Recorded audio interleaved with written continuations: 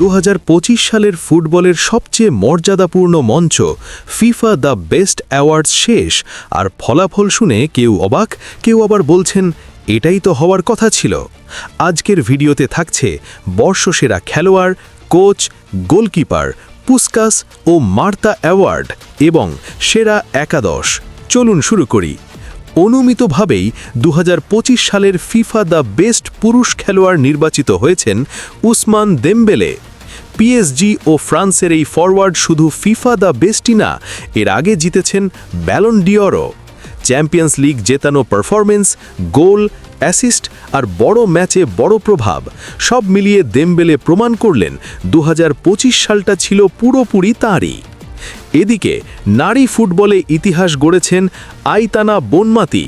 টানা তৃতীয়বার FIFA the best জিতে বার্সেলোনার এই মিডফিল্ড জাদুকর্ণী নিজেকে নিয়ে গেলেন এক অনন্য উচ্চতায়। Ballon d'Or plus FIFA the best সমান সম্পূর্ণ আধিপত্য। 2025 সালের সেরা নারী কোচ সারিনা উইগম্যান, ইংল্যান্ড। সেরা পুরুষ coach Luis Enrique, PSG. Champions League জেতানো কৌশল, দলের মানসিকতা বদলে দেওয়া লুইস এনরিকের মাস্টার ক্লাস আবারও স্বীকৃতি পেল।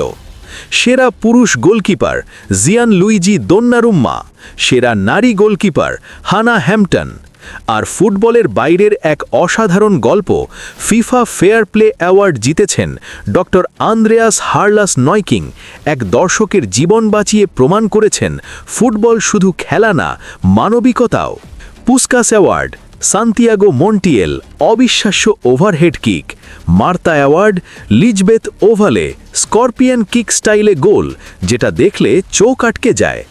বর্ষসেরা একাদশে জায়গা করে নিয়েছেন Gianluigi Donnarumma, Achraf Hakimi, Willian Pacho, Virgil van Dijk, Nuno Mendes, Cole Palmer, Jude Bellingham, Vitinha, Pedro, Lamine Yamal, Ousmane দেমবেলে।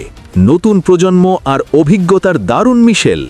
আপনার মতে কি দেমবেলেই 2025 সালের সেরা ছিলেন, নাকি কেউ অবিচার পেয়েছেন? কমেন্টে মতামত দিন।